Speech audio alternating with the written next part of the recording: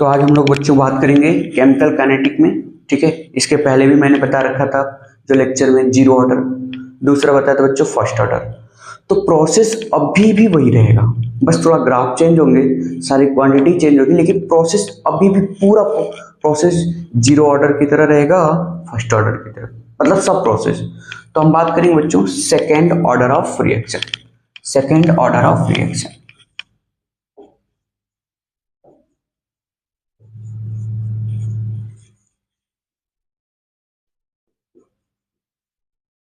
Second order of reaction. तो एक point अच्छे से याद रखेंगे बच्चों, जिस तरीके से फॉलो करेगा सेकेंड ऑर्डर एकदम सेम टू सेम प्रोसेस करेगा बच्चों थर्ड, फोर्थ, फिफ्थ, ऐसे सभी फॉलो करेंगे।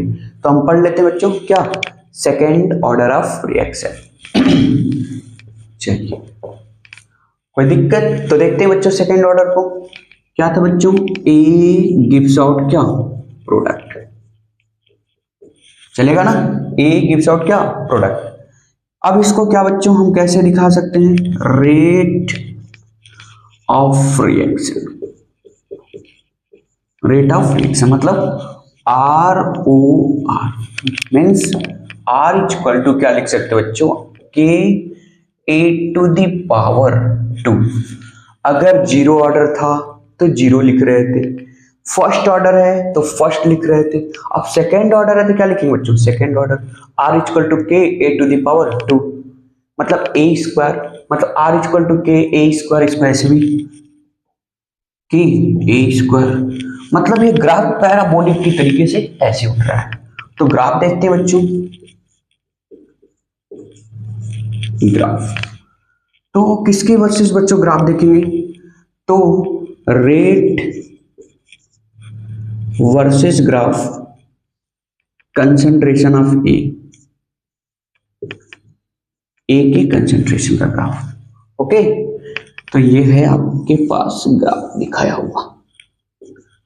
ये ग्राफ कैसे देखेंगे बच्चों, तो यहां पे हो गया रेट, यहां पे हो गया ए का कंसंट्रेशन, बताया था ना पैराबोलिक स्क्वायर ग्राफ है तो ऐसे ऐसे ओपन होगा।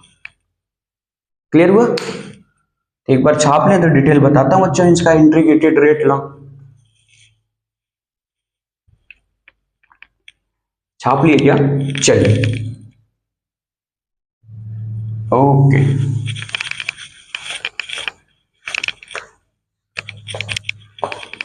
तो हम लोग पढ़ेंगे बच्चों इंटीग्रेटेड रेट लॉ। देखो इधर,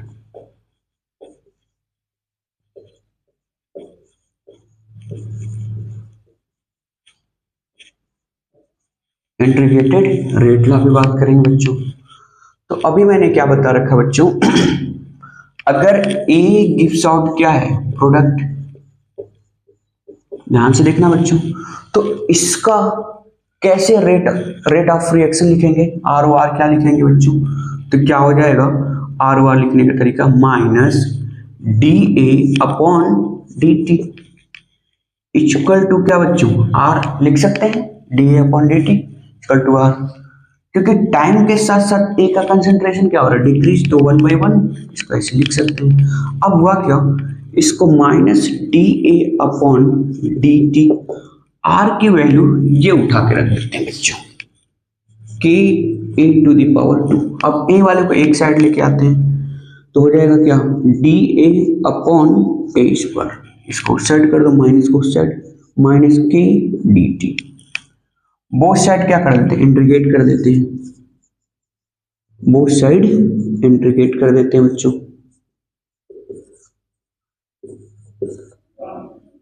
इंटीग्रेट करते। अभी भी देखो प्रोसेस उसी तरह चल रहा है बच्चों, बोथ साइड क्या करते हैं, इंटीग्रेट करते हैं, इंटीग्रेट कर देते हैं तो क्या हो जाएगा, D A upon A square, और यहां पे बच्चों माइनस के कांस्टेंट है, जीरो से लेकर टी तक डी टी।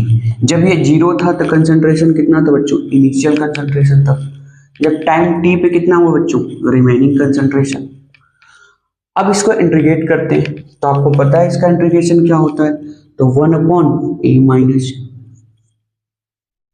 कहां से कहां तक बच्चों, ए नॉट से लेके ए, इसको इंटीग्रेट किया तो माइनस के और यहाँ पे t 0 से लेके कहाँ तक बच्चों, t तक। तो सॉल्व किए तो ये क्या हो गया बच्चों देखिएगा, ये भी माइनस ये भी माइनस, कैंसिल आउट हो जाएगा ना, तो कैंसिल कर देते हैं इसको, माइनस से माइनस क्या हो जाएगा 1/a0, 1/a, यहाँ पे a0 a equal to k, यहाँ पे क्या हो गया t। ओके आगे बढ़े, देख लें। अब इसको क्या लिख सकते हैं बच्चों, एक बार फाइनल एक बार इनिशियल कंसंट्रेशन। तो 1/a, ठीक है 1/a। अब यहां पे क्या लिखेंगे बच्चों, final minus initial, minus 1/a0 equal to क्या हो गया बच्चों kt। हो गया ना। तो देखते हैं बच्चों 1/a इक्वल टू kt, इसको उस साइड लेके आए प्लस 1 क्या हो जाएगा a0, बन गया ना। किस फॉर्म में हो गया बच्चों, y equal to mx plus c cut हुआ टच पॉइंट है बच्चों।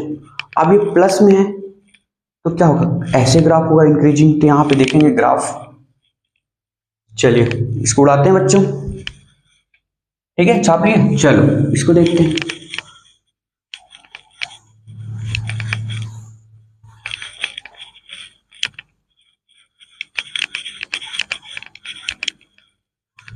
चलिए ग्राफ देखते हैं बच्चों, ठीक है ग्राफ। तो किसके किसके बीच बच्चों ग्राफ रहेगा, ठीक है 1/a वर्सेस टाइम ग्राफ, ठीक है टाइम के साथ क्या होगा। तो यहां पे ग्राफ ये हो गया t और ये हो गया 1/a। तो देखेंगे बच्चों इसका ग्राफ क्या होगा, इंक्रीजिंग और y एक्सिस से टच करते हुए, तो ये क्या हो जाएगा थोड़ा सा एबव से ऐसे ऊपर जाएगा, y एक्सिस को टच करते हुए, प्लस है ना तो उधर की तरफ जाएगा। यहां पे क्या होगा 1/a0 इतने से थोड़ा एबव से ऊपर की तरफ जाएगा पॉजिटिव, y एक्सिस को टच करते हुए। अब देखिए बच्चों ये हो गया, क्लियर हुआ। अब इसका स्लोप बताओ बच्चों, slope tan theta equal to क्या लिख सकते हैं बच्चों, स्लोप तो यही बताएगा ना k। तो ये क्या हो जाएगा बच्चों, इसका स्लोप क्या हो जाएगा k। देख लीजिएगा अच्छे से, सबका स्लोप जानते रहिए, इसका स्लोप k हो रहा है। ओके चलिए छाप लें। अच्छा ये भी ध्यान से देखिए बच्चों, वेयर 1/a क्या है, इसको बोलेंगे क्या रिमेनिंग कंसंट्रेशन,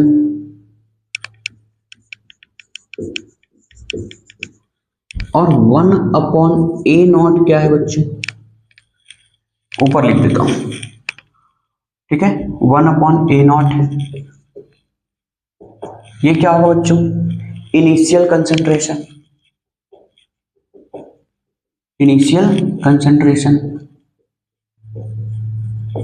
ठीक है। तो ध्यान से देखिए बच्चों, ये रिमेनिंग कंसंट्रेशन बचा हुआ कंसंट्रेशन, और ये क्या हो गया इनिशियल कंसंट्रेशन, हो गया।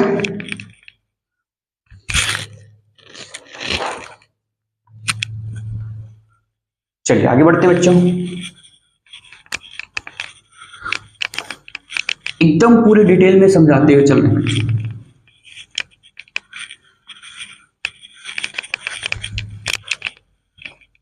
नेक्स्ट देखेंगे बच्चों हाफ लाइफ रिएक्शन, क्या बच्चों हाफ लाइफ रिएक्शन,